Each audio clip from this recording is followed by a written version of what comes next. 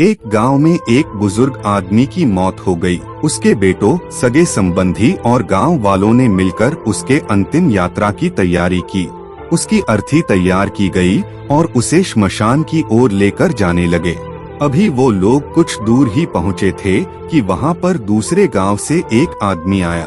उसने उस अर्थी को लेकर जा रहे 4 आदमियों में से एक का पैर पकड़ लिया और सबसे कहने लगा कि ये आदमी जो मर चुका है, उसने मुझसे 20 लाख रुपए उधार लिए थे और जब तक मुझे पैसे वापस नहीं मिल जाते, मैं अर्थी को आगे नहीं जाने दूंगा।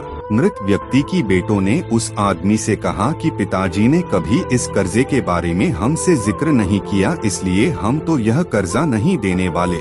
जब बेटों ने ही मना कर दिया तो उस मृत व्यक्ति के भाइयों ने भी कहा कि जब बेटे ही मना कर रहे हैं तो हम भी इस कर्जे की जिम्मेदारी नहीं लेने वाले हैं। शमशान यात्रा में शामिल कोई भी आदमी पैसे देने के लिए राजी नहीं हुआ। दूसरे गांव से आए उस आदमी ने अर्थी को आगे भी नहीं जाने दिया, जब तक कि इस घटना की खबर घर की महिलाओं तक न पहुंच गई।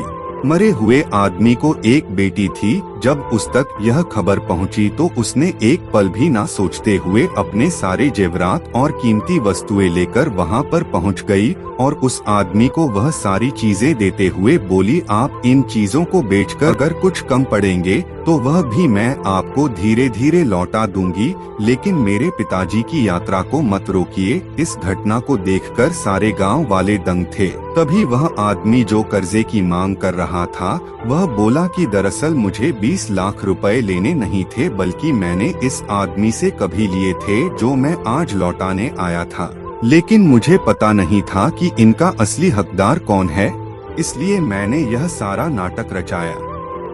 मैं जान चुका हूँ कि मरे हुए आदमी का सच्चा हितैषी ना उसके बेटे हैं, ना उसका भाई, बल्कि उसकी बेटी है।